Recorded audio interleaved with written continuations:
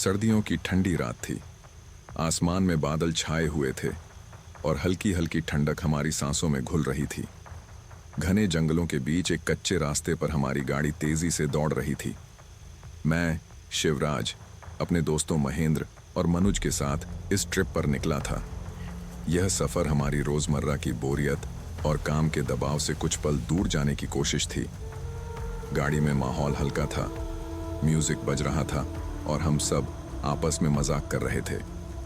Mahendra drive कर रहा था और उसकी ड्राइविंग में हमेशा की तरह आत्मविश्वास झलक रहा था।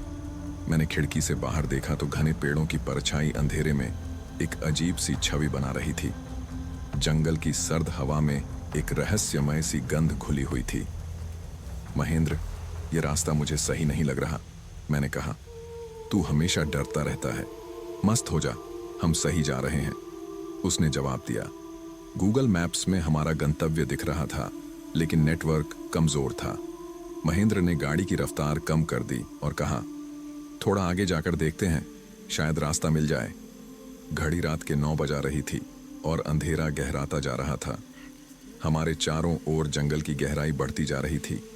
अचानक गाड़ी के अंदर सन्नाटा छा गया। म्यूजिक बंद हो चुका था और झाड़ियों से अजीब सी आवाजें सुनाई देने लगीं। ये आवाज कैसी है? मैंने पूछा। शायद जानवर होंगे, मनुज ने लापरवाही से कहा। महेंद्र ने गाड़ी रोक दी। रास्ता यहीं खत्म हो रहा है, उसने कहा। हमारे सामने एक छोटी सी खुली जगह थी जहां रास्ता खत्म होकर जंगल की झाड़ियों में खो गया था। हम सब गाड़ी से बाहर निकले। सामने एक पुरानी झोपड़ी खड़ी थी। झोपड़ी की दीवारें टूट चुकी थीं और खिड़कियों से बाहर की झाड़ियों की परछाई अंदर झांक रही थी। यहां कोई रहता होगा क्या? मनुज ने कहा। चलो पता लगाते हैं, महेंद्र ने जवाब दिया और झोपड़ी की ओर बढ़ गया। मैंने उसे रोकने की कोशिश की। महेंद्र, ये ठीक नहीं लग रहा, हमें वापस जाना चाहिए। अरे शिव, कुछ नहीं होगा, तू हर बात में डर जाता है, चल मजा आएगा, वह बोला। महेंद्र ने झोपड़ी का दरवाजा खटखटाया। कुछ देर बाद दरवाजा चरमराती आवाज के साथ खुला। अंदर से एक बूढ़ी औरत बाहर आई। उसकी आंखें गहरी थीं और चेहरा झुर्रियों से भरा हुआ था।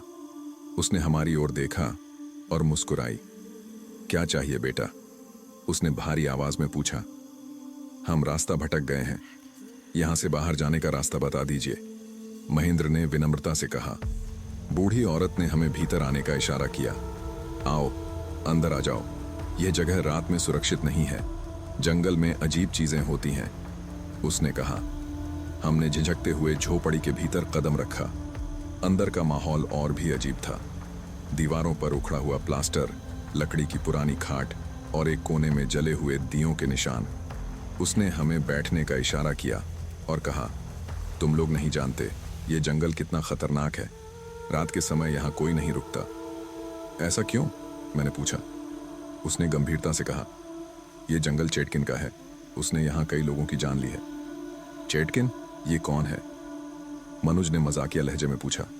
चुप रहो, बूढ़ी औरत ने कड़क आवाज में कहा। यह कोई मजाक नहीं है, चेटकिन एक शापित आत्मा है। कई साल पहले इस जंगल में उसकी मौत हुई थी। अब वह यहाँ भटकती है और उन लोगों को शिकार बनाती है जो उसकी सीमा में आते हैं। महेंद्र ने हंसते हुए कहा, ये सब लोक कथाएं हैं, हमें डराने की जरूरत नहीं। तुम मानो या न मानो, लेकिन यहाँ रुकने की गलती मत करना, बूढ़ी औरत ने कहा। उसकी बातों से एक अजीब सा डर हमारे अंदर पैदा हो गया था, लेकिन हम उसे जाहिर नहीं कर रहे थे। तभी झोपड़ी के बाहर से एक तेज चीखने की आवाज आई। हम सब एक साथ चौंक गए। बूढ़ी औरत ने दरवाजे की ओर देखा और कहा, मैंने कहा था ना, यह जगह सुरक्षित नहीं है, अब तुम लोग बाहर मत जाओ। महेंद्र ने खिड़की से बाहर झांक कर देखा। यहां कोई नहीं है, शायद जानवरों की आवाज होगी, उसने कहा। यह चेटकिन की चाल है, बूढ़ी औरत ने कहा। हमने उसकी बातों को नजरअंदाज किया और वापस गाड़ी की ओर जाने का फैसला किया। लेकिन जैसे ही हम झोपड़ी के बाहर निकले, हमें दूर से एक काली परछाई तेजी से हमारी ओर बढ़ती हुई दिखाई दी। उसकी आकृति इंसान की थी, लेकिन उसका चेहरा स्पष्ट और डरावना था। भागो, बूढ़ी औरत ने चिल्लाकर कहा। हम सब गाड़ी की ओर दौड़े। गाड़ी तक पहुंचते ही महेंद्र ने इंजन चालू करने की कोशिश की, लेकिन गाड़ी स्टार्ट नहीं हो रही थी। जल्दी करो महेंद्र, मनुज चिल्लाया। गाड़ी जैसे ही स्टार्ट हुई, वह काली परछाई गाड़ी के पास आ गई। उसकी आंखें लाल थीं और उसके नाखून लंबे और नुकीले थे। वह गाड़ी के शीशे पर हाथ मारने लगी। महेंद्र ने गाड़ी को तेजी से पीछे लिया, लेकिन गाड़ी एक गड्ढे में फंस गई। हम फंस गए, महेंद्र ने घबराते हुए कहा। हम सब गाड़ी से बाहर निकले और अलग अलग दिशाओं में भागने लगे। मैं और मनुज एक दिशा में भागे, जबकि महेंद्र कहीं और चला गया। जंगल के सन्नाटे में हमारी भागने की आवाज गूंज रही थी। हम क्या करें? मनुज ने हांफते हुए कहा।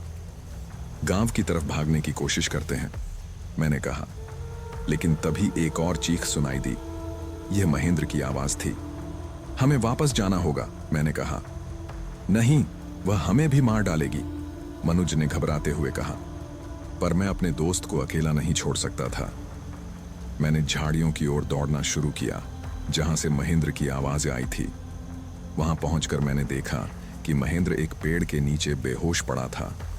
उसके सिर से खून बह रहा था। पास में वही बूढ़ी औरत खड़ी थी। मैंने कहा था ना, तुम बच नहीं सकते, उसने अजीब सी मुस्कान के साथ कहा। मैंने महेंद्र को उठाने की कोशिश की, लेकिन तभी मुझे अपनी पीठ पर किसी के नाखूनों की खरोंच महसूस हुई। मैंने मुड़कर देखा। वह चेटकिन थी। उसका चेहरा विकृत था और उसकी आंखों से आग जैसी चमक निकल रही थी। मैंने पूरी ताकत लगाई और महेंद्र को खींचकर वहां से भागा। जंगल के अंधेरे में हमें अपना रास्ता दिखाई नहीं दे रहा था। हमारी सांसें तेज हो रही थीं और हर कदम के साथ ऐसा लग रहा था कि वह हमारे करीब आ रही है। आखिरकार एक उजाले की हल्की सी झलक दिखाई दी। मैंने अपनी बची हुई ताकत लगाई और वहां तक भागा। वह एक गांव का प्रवेश द्वार था। वहां पहुंचते ही मैंने पीछे मुड़कर देखा। वह काली परछाई हमें घूर रही थी, लेकिन वह गांव की सीमा में दाखिल नहीं हो सकी। गांव के लोग हमारे पास आए और मदद की पेशकश की। उन्होंने हमें बताया कि यह जंगल सचमुच चेटकिन के शापित होने के कारण बदनाम है। हम उस रात जीवित बच गए थे, लेकिन वह डरावना अनुभव हमारी आत्मा में हमेशा के लिए छप गया। गांव के लोग हमें तुरंत एक बड़े से घर में ले गए, जो शायद गांव के मुखिया का था। वहां हमें गर्म दूध और रोटी दी गई। महेंद्र अभी भी बेहोश था और उसकी छोटों से खून बह रहा था। मुखिया ने एक बुजुर्ग औरत को बुलाया, जो शायद उनकी गांव की वैद्य थी। वह जड़ी बूटियों से एक लेप तैयार करने लगी और धीरे धीरे महेंद्र की चोट पर लगाने लगी। यह कौन सी जगह है? मैंने हांफते हुए पूछा। यह हमारा गांव है बेटा, जंगल के बीचों बीच एकमात्र सुरक्षित जगह। पर तुम लोग इस जंगल में इतनी रात गए क्या कर रहे थे? मुखिया ने गंभीरता से पूछा। हमने उसे सब कुछ बताया, कैसे हम रास्ता भटक गए, झोपड़ी में उस बूढ़ी औरत से मिले और फिर चेटकिन के डरावने हमले का सामना किया। मुखिया ने गहरी सांस ली और कहा, तुमने बड़ी गलती की बेटा। उस झोपड़ी में कदम रखना ही सबसे बड़ी भूल थी। वह औरत खुद चेटकिन के प्रभाव में है। वह बाहर के लोगों को फंसाने का काम करती है। यह सुनकर मेरे रोंगटे खड़े हो गए। मैंने पूछा, लेकिन वह औरत ऐसा क्यों करती है? और यह चेटकिन कौन है? उसकी आत्मा को शांति क्यों नहीं मिल रही?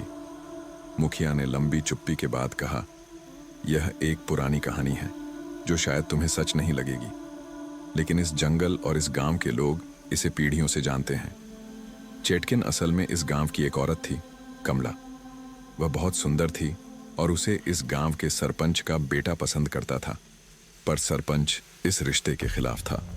उसने कमला पर झूठे आरोप लगवाए और उसे गांव से निकाल दिया।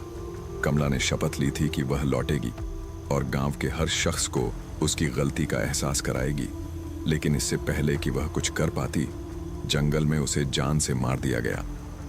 मुखिया की आवाज धीमी हो गई और उसके चेहरे पर दर्द उभर आया। उसने आगे कहा, मरने से पहले उसने गांव और इस जंगल को श्राप दिया। उसकी आत्मा जंगल में भटकने लगी। जो कोई भी उसकी सीमा में आता है, वह उसे मार देती है। उसके श्राप का असर इतना गहरा है कि आज तक हम इस जंगल को पार नहीं कर पाते। हमारा गांव उसकी दया से ही बचा हुआ है, लेकिन जो बाहर से आते हैं वे शायद ही कभी बचते हैं। तो हमें यहां से निकलने के लिए क्या करना होगा? मनुज ने घबराते हुए पूछा। मुखिया ने गंभीरता से कहा, यह इतना आसान नहीं है। जंगल से बाहर निकलने के लिए तुम्हें चटकिन से माफी मांगनी होगी, और वह माफी केवल तभी स्वीकार करेगी जब तुम उसकी आत्मा को शांति दो। लेकिन यह काम खतरनाक है। बहुत से लोग इसे आजमाने गए पर कोई वापस नहीं आया। हमारी हालत पहले से ही खराब थी। महेंद्र अभी भी होश में नहीं आया था और हमारे पास कोई रास्ता नहीं बचा था। मैंने मुखिया से कहा, हमें यह करना होगा। हम यहां हमेशा के लिए नहीं रह सकते।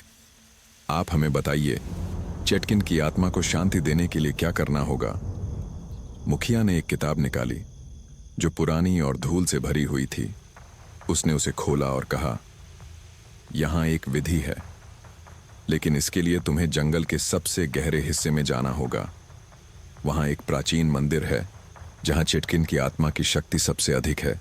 तुम्हें वहां जाकर उसकी प्रार्थना करनी होगी और उसकी हत्या का सच स्वीकार करना होगा। लेकिन याद रखना, वह तुम्हारे इरादों को परखेगी। अगर उसे जरा भी शक हुआ कि तुम झूठ बोल रहे हो तो वह तुम्हें जिंदा नहीं छोड़ेगी। यह सुनकर मनुज भड़क गया। यह पागलपन है। हम पहले ही मौत के मुंह से बचे हैं। अब तुम कह रहे हो कि हम उसी आत्मा के पास जाएं जिसने हमें मारने की कोशिश की।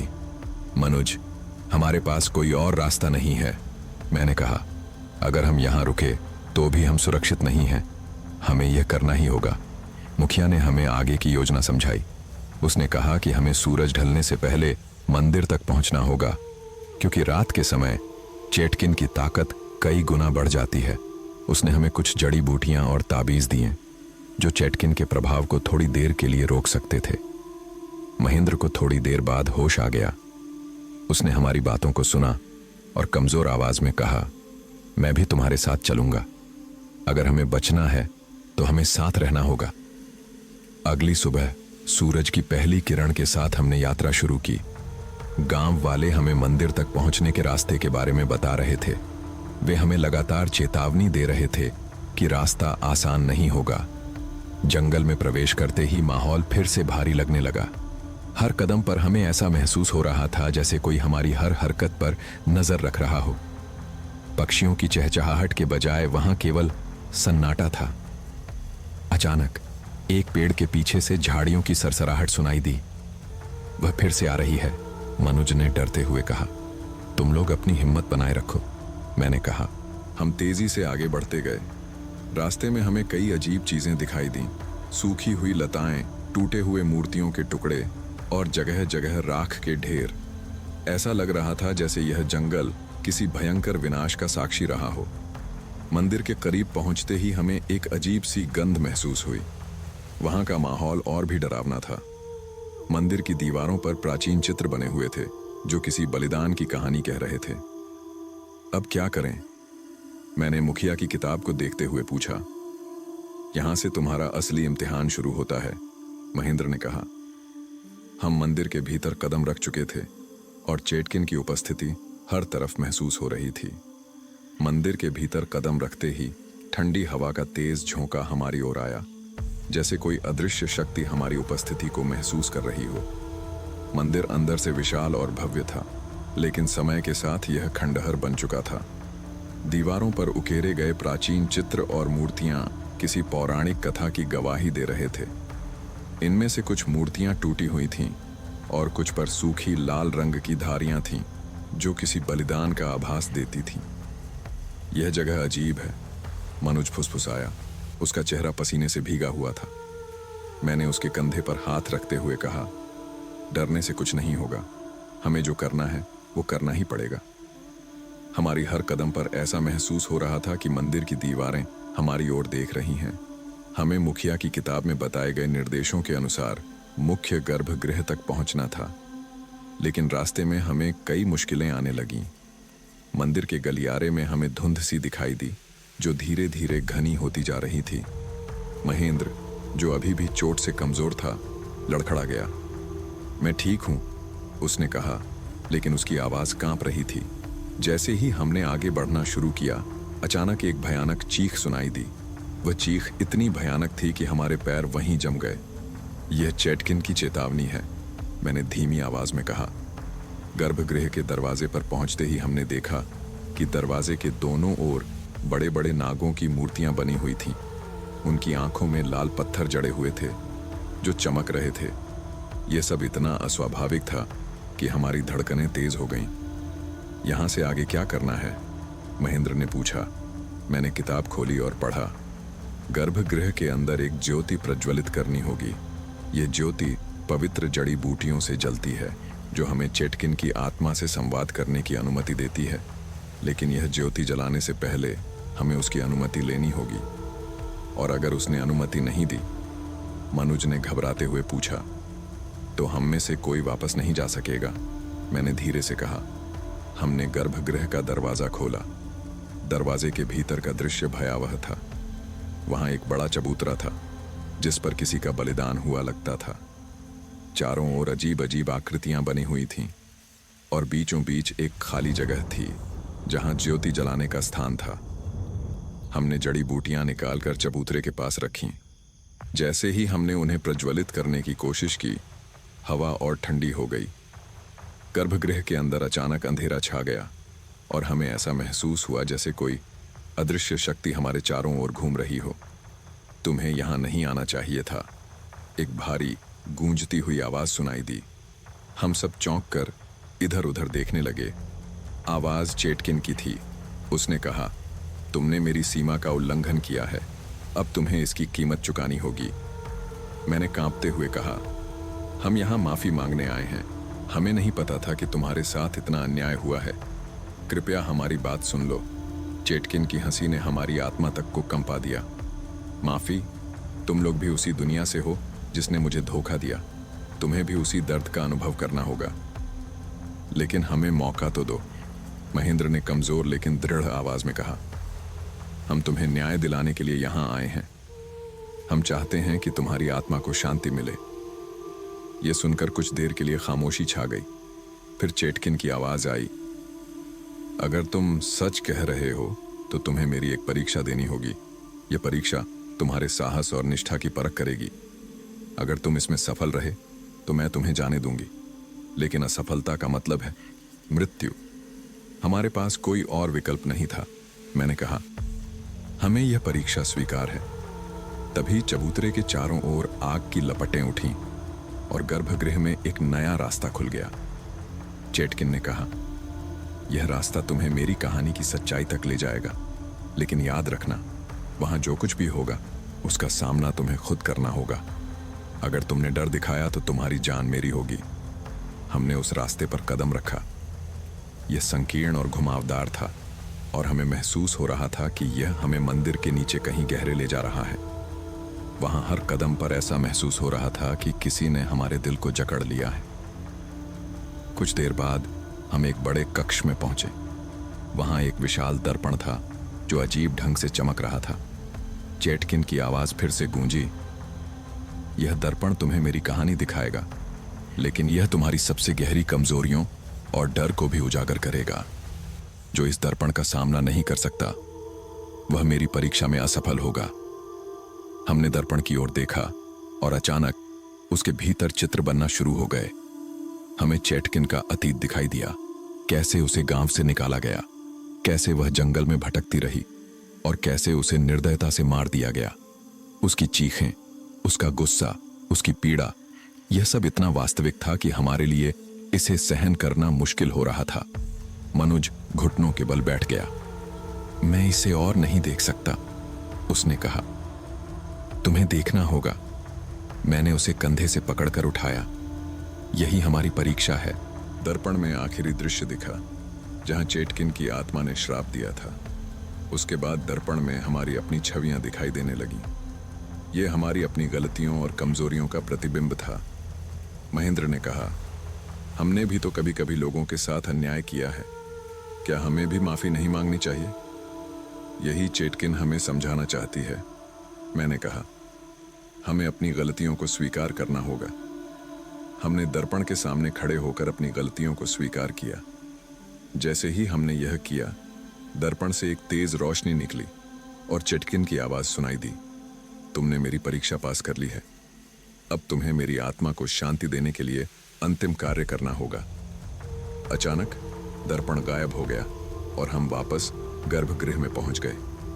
वहां चेटकिन की आकृति प्रकट हुई। उसका चेहरा अब इतना भयानक नहीं लग रहा था। यह मेरा श्राप था, लेकिन अब मैं इसे वापस लेती हूँ। जाओ और मेरी कहानी को सबको बताओ, ताकि कोई और यह गलती न करे। उसकी आकृति धीरे धीरे गायब हो गई और मंदिर में एक शांत माहौल छा गया। हमने गर्भगृह में ज्योति प्रज्वलित की और वहां से बाहर निकलने का रास्ता अपने आप खुल गया। हमने राहत की सांस ली। चेटकिन की आत्मा को आखिरकार शांति मिल गई थी। मंदिर से बाहर निकलने के बाद सब कुछ शांत लग रहा था, लेकिन अंदर ही अंदर हम तीनों को एक अजीब सी बेचैनी महसूस हो रही थी। जंगल के रास्ते से लौटते समय हम में से कोई भी एक दूसरे से बात नहीं कर रहा था। चेटकिन के मंदिर में जो हुआ वह न केवल भयावह था, बल्कि हमारी आत्मा को झकझोर देने वाला भी था। जंगल की गहराई में चलते हुए सूरज धीरे धीरे ढलने लगा, अंधेरा घिरने लगा और पेड़ों की छायाएं लंबी और डरावनी दिखने लगीं। ये वही रास्ता था जिससे हम आए थे, लेकिन अब यह अलग और अनजाना लग रहा था। तुम्हें नहीं लगता कि हम यहाँ पहले भी गुजर चुके हैं? मनुज ने घबराते हुए पूछा। मैंने चारों ओर नजर दौड़ाई। सचमुच ये जगह हमें जानी पहचानी लग रही थी। शायद ये जंगल हमें गोल गोल घुमा रहा है, मैंने कहा। या शायद यह चेटकिन का आखिरी श्राप है, महेंद्र ने धीमी आवाज में कहा। हमने अपने कदम तेज कर दिए, लेकिन जितना आगे बढ़ते उतना ही हमें लगता कि हम किसी अंतहीन चक्र में फंस गए हैं। पेड़ों के बीच से अजीब अजीब आवाजें आ रही थीं, और एक बार तो हमें ऐसा भी लगा कि कोई हमारी परछाई का पीछा कर रहा है। यह सब हमारे दिमाग का खेल है। मैंने खुद को और अपने साथियों को समझाने की कोशिश की, लेकिन मन के भीतर एक डरावनी सच्चाई यह थी कि हम में से कोई भी पूरी तरह आश्वस्त नहीं था। कुछ देर बाद हमें एक उजाला दिखाई दिया। यह एक छोटी झोपड़ी थी जो जंगल के बीच में बनी हुई थी। उसके अंदर से हल्की सी रोशनी और लकड़ी जलने की आवाज आ रही थी। हमें वहां चलकर देखना चाहिए, महेंद्र ने कहा। क्या तुम पागल हो? यह जगह भी चेटकिन के जाल का हिस्सा हो सकती है, मनुज ने कहा। हमारे पास और कोई रास्ता नहीं है, मैंने फैसला करते हुए कहा। हमने झोपड़ी के दरवाजे पर दस्तक दी। कुछ क्षण बाद दरवाजा खुला और एक बूढ़ी औरत बाहर आई। उसकी आंखें गहरी और चेहरा झुर्रियों से भरा हुआ था। उसने हमें घूरते हुए कहा, मैं तुम्हारा इंतजार कर रही थी। हम सब चौंक गए। आप हमें कैसे जानती हैं? मैंने पूछा। उसने हमें अंदर बुलाया और कहा, चेटकिन की आत्मा को शांत करने के बाद तुम पर उसका आशीर्वाद और श्राप दोनों हैं। तुमने एक शक्ति को छेड़ा है और अब यह यात्रा तुम्हारे लिए यहीं खत्म नहीं होती। हमारा उद्देश्य पूरा हो चुका है, मैंने जोर देकर कहा। हमने चेटकिन की आत्मा को शांति दे दी है, अब हमें वापस जाना है। बूढ़ी औरत ने हंसते हुए कहा, तुम जितना सोचते हो यह यात्रा उससे कहीं बड़ी है। चेटकिन का श्राप सिर्फ उसी गांव तक सीमित नहीं है।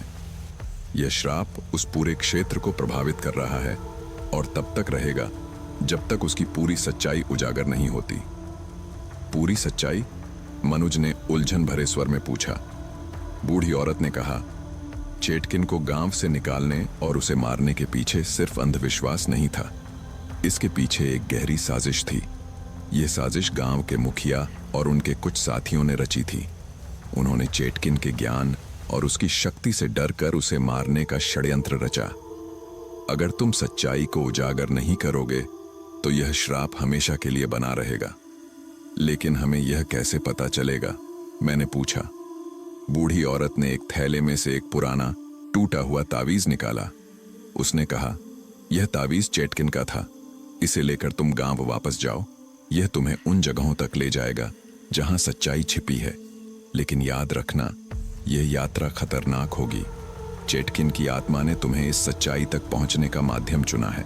तुम में से कोई भी इस रास्ते से पीछे नहीं हट सकता। हमने उस तावीज को देखा। वह साधारण लग रहा था, लेकिन उसे पकड़ते ही मुझे लगा जैसे उसमें कोई अद्भुत ऊर्जा है। अब क्या करें? मनुज ने चिंतित होकर पूछा। हम वापस जाएंगे, मैंने दृढ़ स्वर में कहा। अगर चेटकिन की आत्मा को पूरी शांति दिलानी है तो हमें यह काम पूरा करना होगा। महेंद्र और मनुज ने सिर हिलाकर सहमति जताई, लेकिन उनकी आंखों में चिंता साफ झलक रही थी। झोपड़ी से निकलते ही बूढ़ी औरत की आवाज फिर से सुनाई दी, याद रखना, सच्चाई तक पहुंचने के लिए बलिदान देना पड़ता है। जो बलिदान के लिए तैयार नहीं होता, उसे इस रास्ते पर चलने का अधिकार नहीं है। गांव लौटने के रास्ते में तावीज हमें दिशा दिखा रहा था। यह हमें उन जगहों की ओर खींच रहा था जहां शायद चेटकिन की सच्चाई छिपी थी। रास्ता बेहद कठिन और डरावना था। जंगल से बाहर निकलते ही हमें एक पुरानी हवेली दिखाई दी, जो अब खंडहर में बदल चुकी थी। यह जगह तो गांव के बाहर है, महेंद्र ने कहा। मैंने सुना था कि यह कभी मुखिया के पूर्वजों की हवेली थी। तावीज की चमक बढ़ने लगी और हमें समझ आ गया कि हमें अंदर जाना होगा। हवेली के अंदर घुसते ही एक अजीब सी गंध ने हमारा स्वागत किया। दीवारों पर पुराने चित्र और लिखावटें थीं, जो किसी अनजान भाषा में थीं। यहाँ कुछ तो छिपा है, मैंने कहा। हमने चारों ओर देखा। एक कमरे में एक पुराना संदूक पड़ा था। जब हमने उसे खोला तो उसमें से कुछ पुराने दस्तावेज निकले। उन दस्तावेजों में चेटकिन की कहानी का एक और पहलू था। ये पता चला कि चेटकिन को गांव वालों ने नहीं, बल्कि मुखिया और उनके लोगों ने जानबूझकर मार डाला था। चेटकिन को उन पर कोई रहस्य पता था और वे चाहते थे कि वह दुनिया के सामने न आए। ये तो हत्या थी, मनुज ने कहा। उसकी आवाज में घृणा झलक रही थी।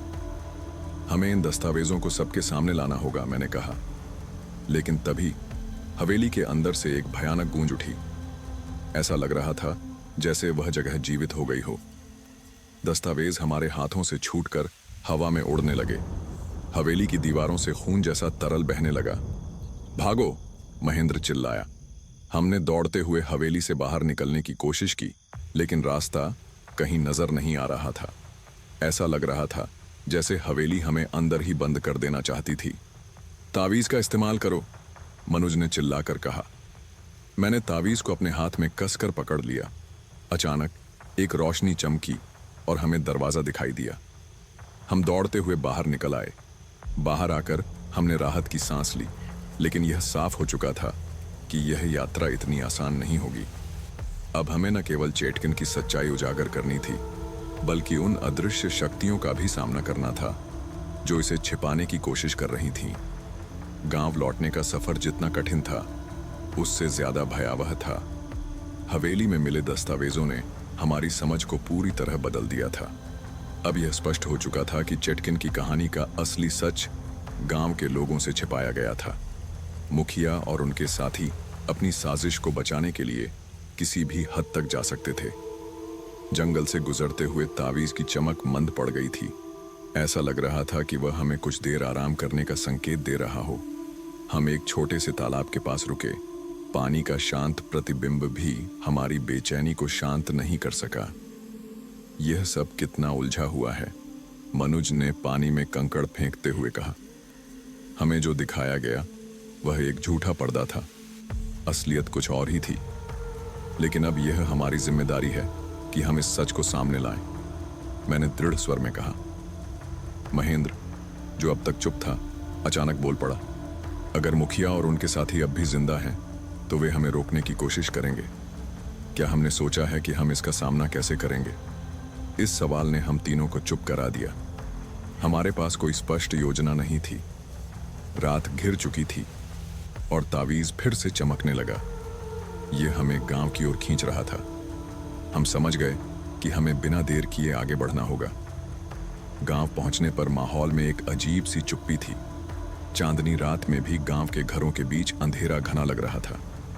ऐसा लगता था जैसे गांव का हर कोना किसी अनदेखे डर से घिरा हुआ हो। हम अब कहां जाएंगे? मनुज ने फुसफुसाते हुए पूछा। तावीज हमें गांव के पुराने मंदिर की ओर ले जा रहा था। यह वही मंदिर था जहां से हमने अपनी यात्रा शुरू की थी। लेकिन इस बार मंदिर पहले जैसा शांत नहीं था। मंदिर के अंदर से कुछ अस्पष्ट मंत्रोच्चार की आवाजें आ रही थीं। हमने धीरे से मंदिर के मुख्य द्वार को खोला। अंदर का दृश्य देखकर हमारे रोंगटे खड़े हो गए। मुखिया और उनके कुछ साथी वहां एक अजीब सा अनुष्ठान कर रहे थे। मंदिर के केंद्र में आग जल रही थी और वे उसके चारों ओर बैठे कुछ मंत्र पढ़ रहे थे। यह सब क्या हो रहा है? महेंद्र ने धीरे से पूछा। शांत रहो, मैंने कहा। हमें देखना होगा कि वे क्या करने की कोशिश कर रहे हैं। हमने एक कोने में छिपकर सब कुछ देखना शुरू किया। अनुष्ठान के बीच मुखिया ने कहा, चेटकिन की आत्मा को हमेशा के लिए खत्म करना होगा। अगर यह सच सामने आया तो हमारी पीढ़ियों की शक्ति और प्रतिष्ठा मिट्टी में मिल जाएगी। लेकिन हमें डर है कि वह तावीज अब उनके पास है, उनके एक साथी ने कहा। मुखिया गुस्से में आग बूला हो गया। अगर वे तावीज लेकर यहां आए तो उन्हें मार डालो, कोई सबूत नहीं बचना चाहिए। यह सुनकर हमारी सांसें थम गईं। यह स्पष्ट हो चुका था कि मुखिया ने हमें पहचान लिया था और अब वह हमें रोकने के लिए किसी भी हद तक जा सकता था। हम वहां से चुपचाप बाहर निकल गए और एक खाली घर में छिप गए। अब क्या करें? महेंद्र ने घबराते हुए पूछा। हमें गांव वालों को सच बताना होगा, मैंने कहा। यह मुखिया और उसके लोगों की साजिश है। अगर हम सब मिलकर उनका सामना करें तो हम सच को उजागर कर सकते हैं। लेकिन वे डरेंगे, मनोज ने कहा। मुखिया ने उन्हें हमेशा अंधविश्वास में बांध कर रखा है। वे हमारी बात पर यकीन नहीं करेंगे। हमें कोशिश करनी होगी, मैंने कहा। हमारे पास कोई और रास्ता नहीं है। हमने अगली सुबह की प्रतीक्षा की। जैसे ही सूरज निकला हम गांव के चौपाल पर पहुंचे। वहां कुछ लोग पहले से मौजूद थे। तुम लोग यहां क्या कर रहे हो? एक बूढ़ा आदमी बोला। हम चेटकिन की सच्चाई बताने आए हैं, मैंने जोर देकर कहा। गांव वालों ने अजीब नजरों से हमें देखा। उनकी आंखों में डर और संदेह दोनों थे। हमने हवेली से मिले दस्तावेज और तावीज दिखाया। मैंने उन्हें चेटकिन की सच्चाई और मुखिया की साजिश के बारे में बताया। कुछ लोग चौंक गए, लेकिन कुछ अब भी संदेह में थे। तुम्हें लगता है कि हम मुखिया के खिलाफ खड़े हो जाएंगे? एक महिला ने कहा। वह वर्षों से हमारे नेता हैं, लेकिन वह झूठा है, मनोज ने कहा। उसने चेटकिन को मारा और गांव को श्राप में धकेल दिया। और अगर तुम अब भी नहीं जागे तो यह श्राप कभी खत्म नहीं होगा, मैंने जोड़ा। धीरे धीरे कुछ लोग हमारे समर्थन में खड़े होने लगे। अगर यह सच है तो हमें अपने गांव को बचाने के लिए लड़ना होगा, एक युवक बोला। गांव वालों का साथ पाकर हमने मुखिया का सामना करने की योजना बनाई। हमने तय किया कि हम रात में मंदिर जाएंगे और मुखिया की सच्चाई सबके सामने लाएंगे। जब रात हुई तो हम सब मंदिर पहुंचे। मुखिया और उसके साथी वहां पहले से मौजूद थे। जैसे ही हमने उन्हें घेरा वे चौंक गए। यह क्या कर रहे हो? मुखिया चिल्लाया। सच उजागर कर रहे हैं, मैंने कहा। मुखिया ने तावीज की ओर इशारा करते हुए कहा। वह तावीज मुझे दो, वह शैतानी है। शैतानी? वह तावीज नहीं, तुम हो, मैंने कहा। तुमने चेटकिन को मारा और उसका श्राप इस गांव पर डाला। अब यह सब खत्म होगा। मुखिया ने अपने आदमियों को हमला करने का आदेश दिया, लेकिन गांव के लोग एकजुट हो गए। एक भयंकर संघर्ष हुआ जिसमें मुखिया और उसके साथियों को हार माननी पड़ी। तावीज ने चमकना शुरू कर दिया। अचानक मंदिर में चेटकिन की आत्मा प्रकट हुई। उसकी आंखों में शांति थी। तुमने सच को उजागर किया, उसकी आवाज गूंजी। अब यह श्राप खत्म होगा, लेकिन याद रखना, सच की राह हमेशा कठिन होती है। इसे संभाल कर चलना। चेटकिन की आत्मा गायब हो गई और मंदिर में एक अद्भुत शांति छा गई। मुखिया और उसके साथी गांव छोड़कर भाग गए। गांव अब श्राप मुक्त हो चुका था, लेकिन यह घटना हमें हमेशा याद दिलाती रही कि सच के लिए लड़ाई आसान नहीं होती। गांव से मुखिया और उसके साथियों के भाग जाने के बाद हवा में एक नई ताजगी महसूस हो रही थी। ऐसा लग रहा था मानो वर्षों पुराना बोझ गांव के सिर से उतर गया हो। चेटकिन की आत्मा ने हमें आशीर्वाद दिया था और तावीज अपनी चमक खो चुका था। अब यह केवल एक साधारण वस्तु थी जिसने अपना उद्देश्य पूरा कर लिया था। गांव वालों के चेहरों पर राहत और उम्मीद के भाव थे, लेकिन साथ ही उनके दिलों में डर और आशंका भी थी।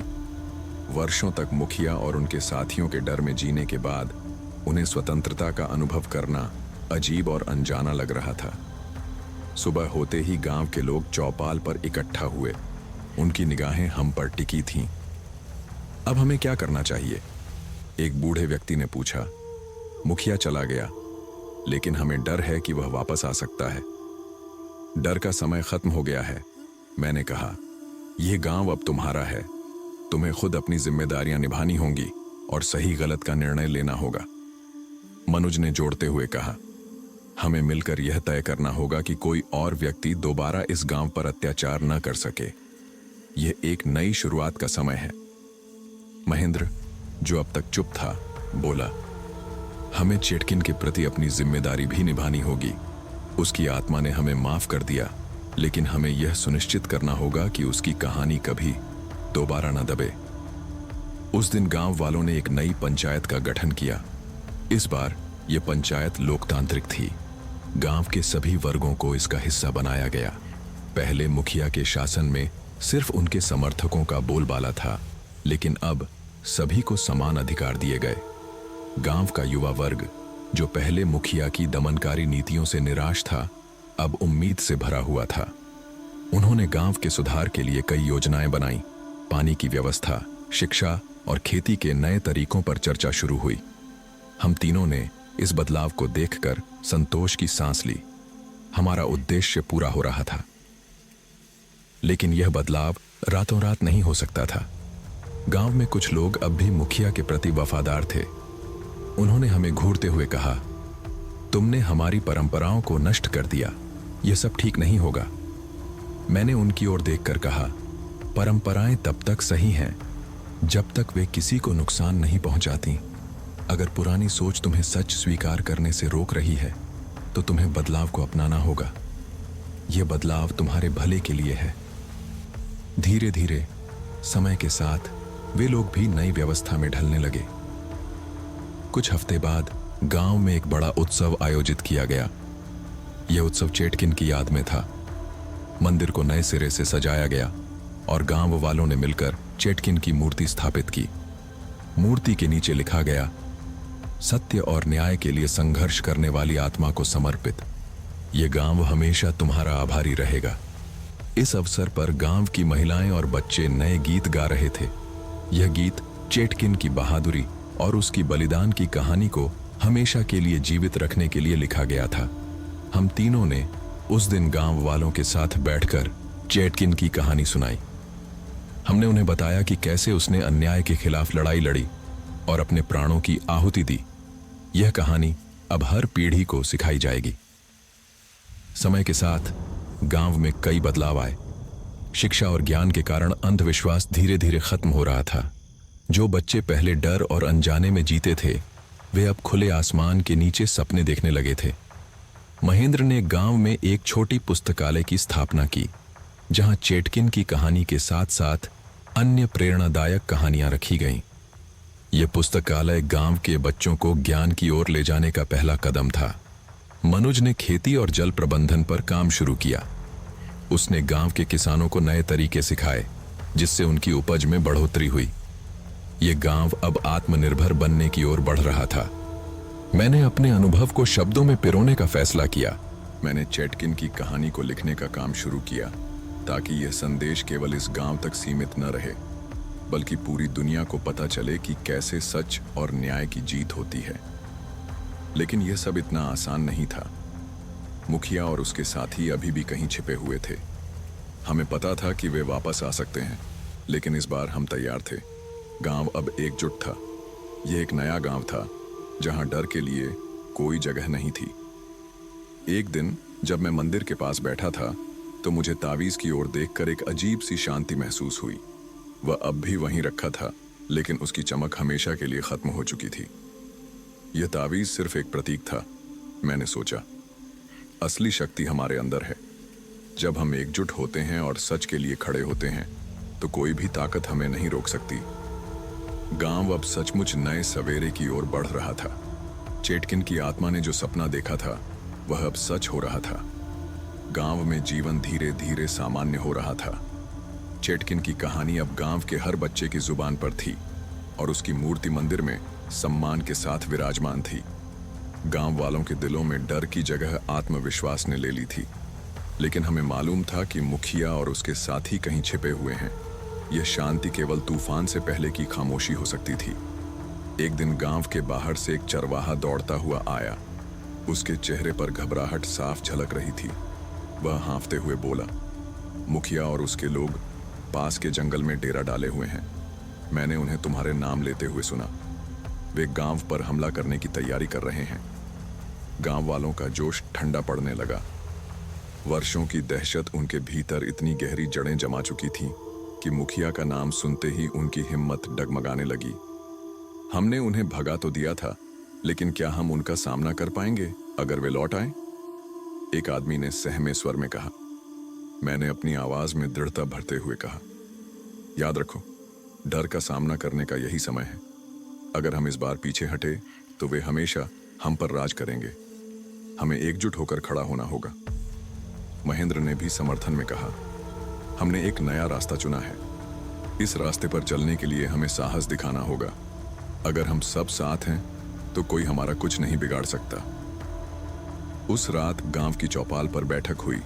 योजना बनाई गई कि अगर मुखिया हमला करे तो गांव वाले कैसे उसका सामना करेंगे। बुजुर्गों ने सुझाव दिया कि सभी को मिलकर अपनी ताकत का प्रदर्शन करना चाहिए। युवाओं ने हथियार बनाने और गांव की सुरक्षा के लिए निगरानी रखने की जिम्मेदारी ली। मनुज ने कहा, हमें यह याद रखना चाहिए कि डर सिर्फ एक मानसिकता है। जब हम साथ हैं तो किसी भी खतरे का सामना कर सकते हैं। मुखिया यह नहीं समझता कि इस बार वह केवल कुछ लोगों से नहीं बल्कि पूरे गांव से लड़ने आ रहा है। गांव वालों की हिम्मत धीरे धीरे लौटने लगी। 2 दिन बाद मुखिया और उसके साथियों ने हमला किया। वे हथियारों से लैस थे और जोर जोर से चिल्ला रहे थे, हम लौट आए हैं, अब तुम सबको इसकी कीमत चुकानी पड़ेगी। लेकिन उन्हें यह अंदाजा नहीं था कि गांव वाले अब पहले जैसे डरे हुए नहीं थे। जैसे ही मुखिया और उसके आदमी गांव में घुसे, चारों तरफ से गांव वालों ने उन्हें घेर लिया। उनके हाथों में भाले, डंडे और पत्थर थे। मुखिया ने दहाड़ते हुए कहा, तुम सब हमें नहीं हरा सकते। ये गांव हमारा था और हमारा ही रहेगा। मैंने शांत लेकिन दृढ़ आवाज में कहा, यह गांव अब तुम्हारा नहीं है, यह उन लोगों का है जो सच के लिए खड़े होते हैं। तुमने इस गांव पर जो अत्याचार किए वह अब दोबारा नहीं होगा। तुम जितना चाहो चिल्ला लो, लेकिन इस बार तुम्हारा डर नहीं चलेगा। मुखिया ने हमें डराने की कोशिश की, लेकिन गांव वालों की एकजुटता के आगे उसकी एक न चली। महेंद्र और मनुज ने गांव वालों का नेतृत्व करते हुए मुखिया के आदमियों को खदेड़ दिया। वे समझ चुके थे कि अब उनकी जीत संभव नहीं है। मुखिया ने आखिरी बार चिल्लाते हुए कहा, तुमने मेरी सत्ता को खत्म कर दिया, लेकिन मैं दोबारा लौटूंगा। अगर तुम लौटे तो तुम्हें इस गांव की ताकत का सामना फिर करना पड़ेगा। मैंने जवाब दिया। मुखिया और उसके आदमी हार कर भाग गए। इस बार गांव वालों ने उन्हें चेतावनी दी कि अगर वे दोबारा लौटे तो उन्हें बख्शा नहीं जाएगा। मुखिया के भागने के बाद गांव में खुशी की लहर दौड़ गई। यह केवल एक जीत नहीं थी, यह डर पर विजय थी। उस रात गांव में उत्सव मनाया गया। लोग इकट्ठा हुए और चेटकिन की मूर्ति के सामने दीप जलाए। यह जीत उसी की प्रेरणा का परिणाम थी। महेंद्र ने कहा, यह जीत सिर्फ हथियारों की नहीं बल्कि हमारी एकजुटता की है। हमें याद रखना चाहिए कि अगर हम साथ हैं तो कोई भी हमें कमजोर नहीं कर सकता। मनुज ने जोड़ा, हमने सिर्फ मुखिया को हराया नहीं बल्कि अपने भीतर के डर को भी खत्म किया है। अब यह गांव सच में आजाद है। उस घटना के बाद गांव ने और तेजी से प्रगति करना शुरू कर दिया। शिक्षा, खेती और स्वास्थ्य सेवाओं पर काम किया गया। गांव का हर व्यक्ति अब विकास में योगदान दे रहा था। चेटकिन की कहानी केवल गांव तक सीमित नहीं रही। मैंने उसकी कहानी को लिखकर शहर के एक प्रकाशक को भेज दिया। कुछ महीनों बाद वह कहानी प्रकाशित हुई और पूरे राज्य में प्रसिद्ध हो गई। चेटकिन अब केवल गांव की नायिका नहीं रही, वह पूरे समाज के लिए प्रेरणा बन गई। मुखिया और उसके साथियों की चर्चा धीरे धीरे खत्म हो गई। वे कभी दोबारा लौटने की हिम्मत नहीं कर सके। गांव अब सचमुच एक नई सुबह की ओर बढ़ रहा था।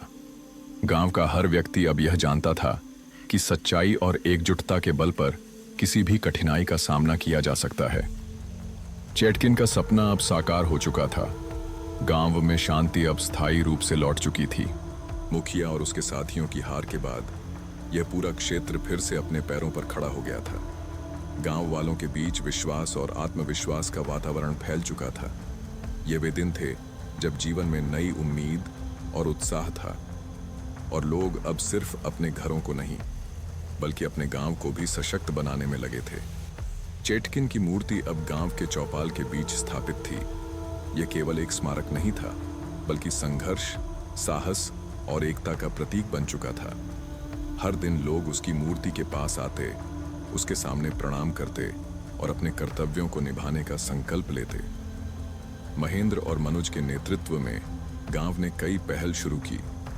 सबसे पहले शिक्षा को प्राथमिकता दी गई।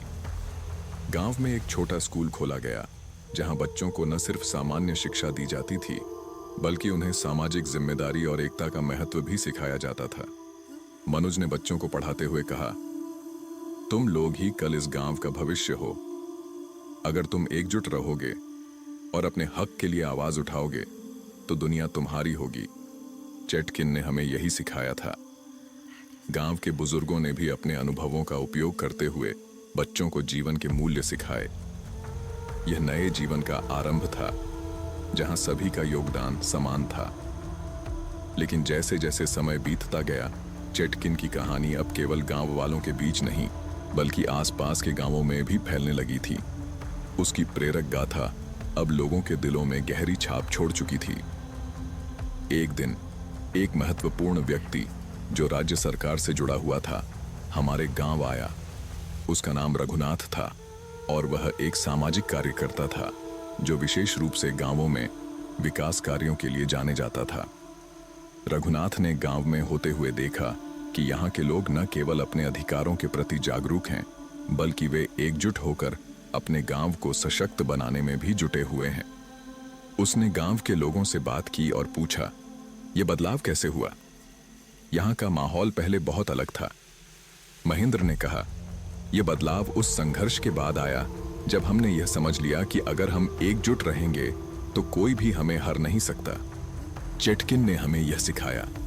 उसका बलिदान ही हमें प्रेरित करता है। अब हम अपनी मेहनत और सामूहिक प्रयासों से अपने गांव को सशक्त बना रहे हैं। रघुनाथ ने यह सुनकर गांव वालों की सराहना की और राज्य सरकार से वित्तीय मदद दिलवाने का आश्वासन दिया। उसका कहना था, मैं आपके इस बदलाव की सराहना करता हूं। आप सभी ने यह साबित किया है कि अगर हम एकजुट रहें और अपनी ताकत पर विश्वास करें तो किसी भी चुनौती का सामना किया जा सकता है। मैं आपकी मदद के लिए राज्य सरकार से संसाधन लाऊंगा ताकि यह बदलाव और भी तेजी से हो सके। वहीं दूसरी ओर मुखिया और उसके साथी अपनी हार को पचा नहीं पा रहे थे। वे अब तक योजना बना रहे थे कि कैसे वे इस गांव को फिर से अपनी पकड़ में ला सकते हैं, लेकिन गांव की एकजुटता और उसकी नई ताकत उन्हें हर बार निराश करती रही। एक दिन मुखिया ने अपने पुराने साथियों के साथ मिलकर एक योजना बनाई।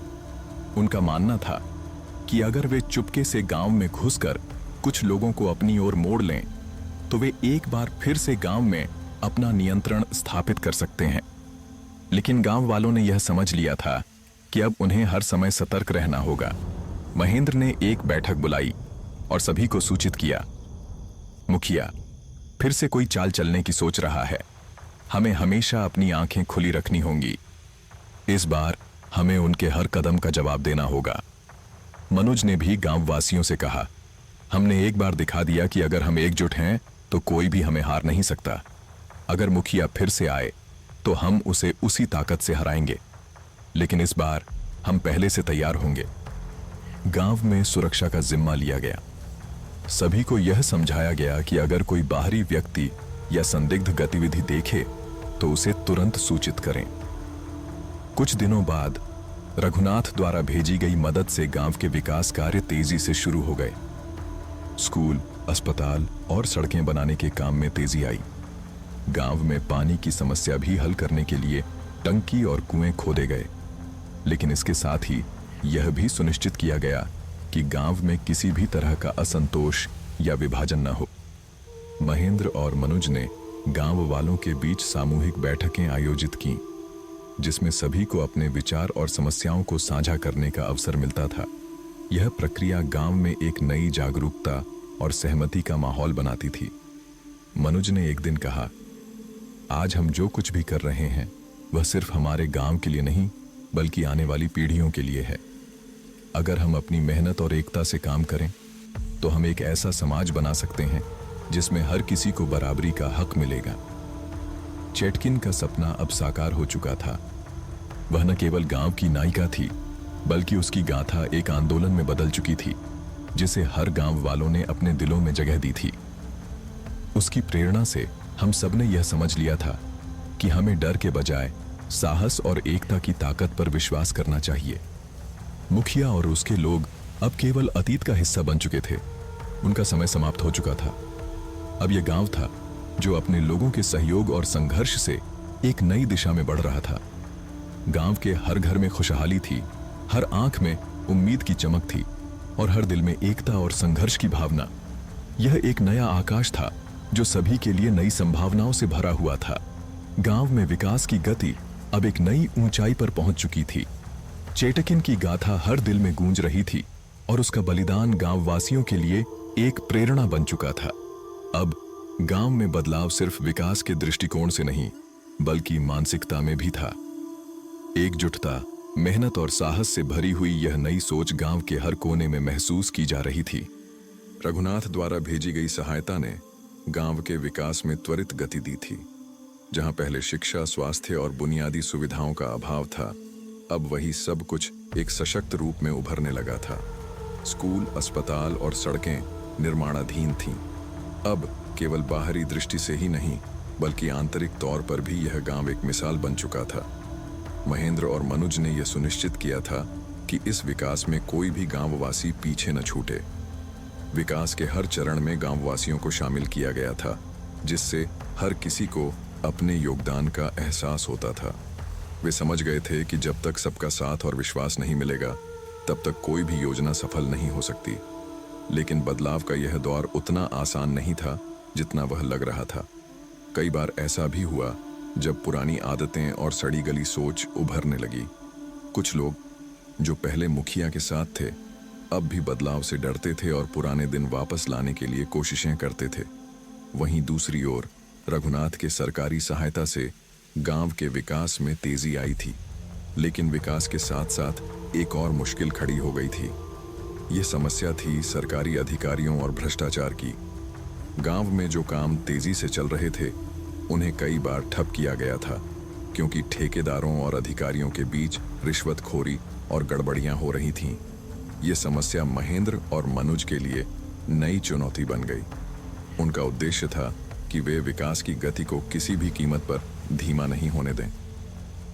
महेंद्र और मनुज ने इस चुनौती का सामना करने के लिए एक रणनीति बनाई। सबसे पहले उन्होंने गांव में एक जन जागरूकता अभियान चलाया, जिसमें सभी गांववासियों को भ्रष्टाचार और सरकारी खामियों के बारे में बताया गया।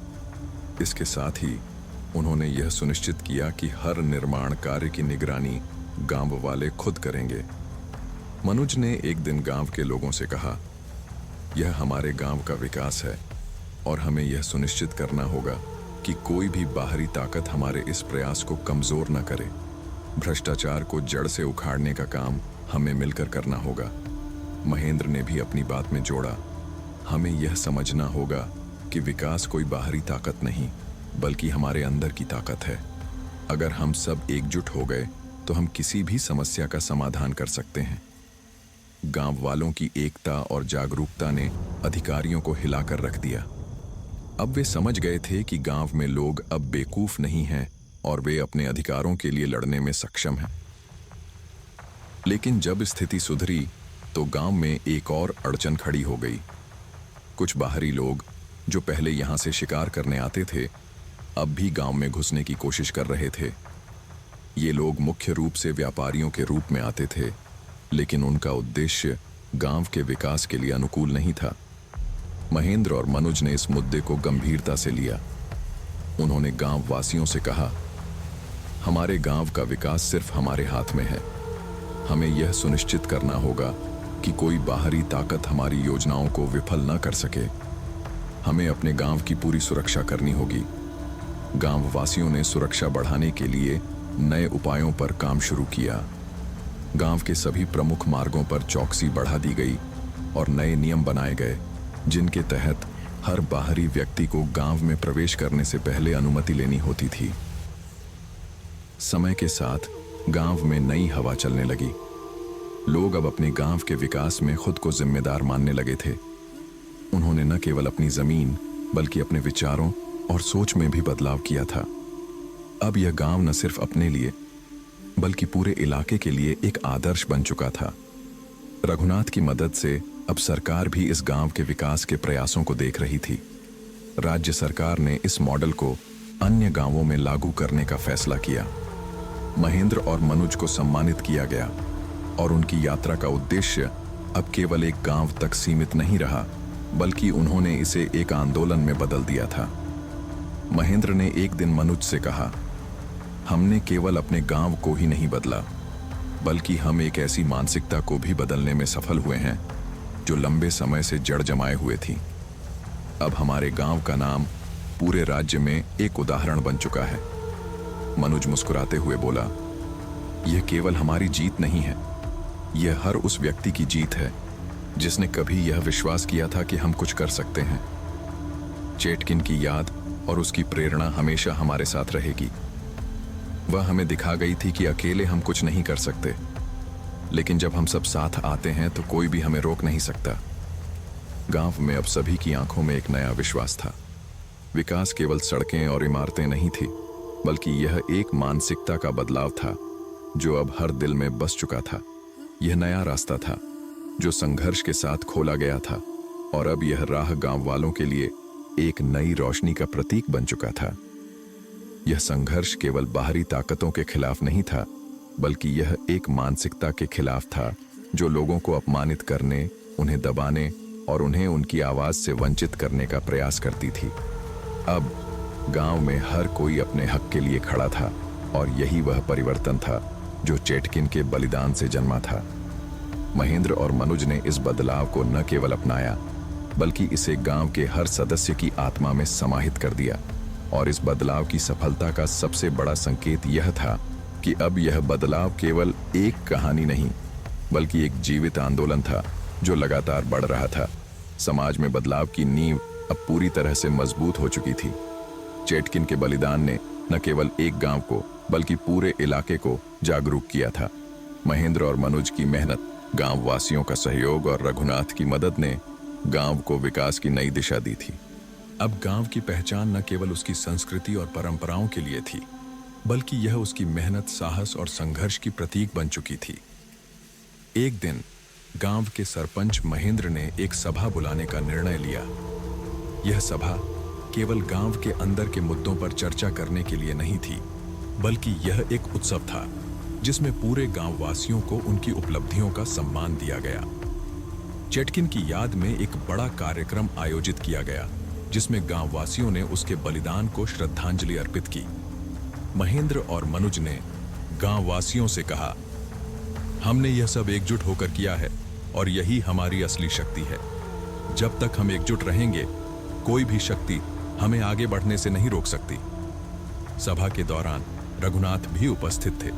उन्होंने महेंद्र और मनुज की सराहना की और कहा, आप दोनों ने वह कर दिखाया है जो कोई सोच भी नहीं सकता था। यह सिर्फ गांव का ही नहीं, बल्कि पूरे राज्य का सबसे बड़ा उदाहरण है। हम सभी को इस प्रेरणा से आगे बढ़ने का संकल्प लेना होगा। रघुनाथ के शब्दों ने सभा में मौजूद सभी लोगों के दिलों में एक नई ऊर्जा भर दी थी। अब गांव में बदलाव का असर सिर्फ विकास के कामों तक सीमित नहीं था, बल्कि मानसिकता में भी एक गहरी नई सोच ने जन्म लिया था। हर घर में शिक्षा का महत्व बढ़ चुका था। महिलाएं अब खुलकर बाहर काम करने और अपनी पहचान बनाने की दिशा में कदम बढ़ा रही थीं। पहले जहां कई परिवारों में बेटियों को ज्यादा अहमियत नहीं दी जाती थी, अब वे भी अपने भविष्य के लिए सोचने लगी थीं। मनुज और महेंद्र ने इस बदलाव को और भी प्रगति की दिशा में बढ़ाने के लिए एक नया कदम उठाया। उन्होंने एक शिक्षा केंद्र खोला, जहां बच्चों के साथ साथ वयस्कों को भी आत्मनिर्भर बनने के लिए प्रशिक्षण दिया जाता था। यह केंद्र न केवल ज्ञान का स्रोत था, बल्कि यह एक उम्मीद का प्रतीक बन चुका था। महेंद्र और मनुज ने सोचा, अगर हम चाहें तो यह पहल दूसरे गांवों तक भी फैला सकते हैं। यह एक ऐसी प्रक्रिया है जो निरंतर बढ़ती रहेगी और हम सभी को इसे आगे बढ़ाने का काम करना होगा। जैसे जैसे समय बीतता गया, गांव के अंदर और आसपास के इलाकों में सकारात्मक बदलाव दिखाई देने लगे। लोग अब खेती के साथ साथ छोटे छोटे उद्योगों की ओर भी बढ़ने लगे थे। कुछ गांव वासियों ने मिलकर एक छोटी सी सहकारी संस्था बनाई, जो उत्पादों के निर्माण और वितरण में मदद करती थी। इस संस्था ने गांव वासियों को नए रोजगार के अवसर दिए और उनकी आमदनी में भी वृद्धि की। इस तरह से महेंद्र और मनुज ने गांव की संरचना में न केवल विकास किया बल्कि उसे आत्मनिर्भर और सशक्त भी बना दिया। उन्होंने यह साबित कर दिया था कि अगर इच्छा शक्ति मजबूत हो तो कोई भी मुश्किल पार की जा सकती है। वहीं दूसरी ओर चेटकिन का नाम हमेशा के लिए गांव वासियों के दिलों में बस गया था।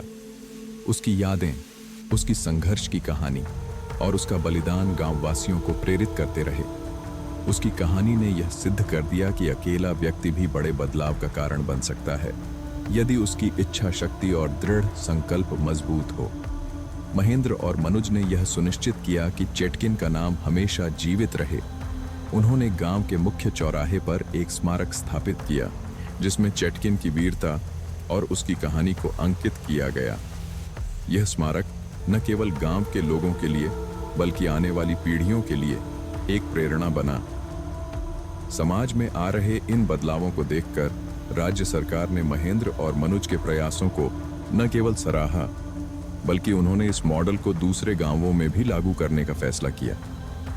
महेंद्र और मनुज को कई मंचों पर सम्मानित किया गया और उनके अनुभवों से सरकार ने कई योजनाएं बनाई।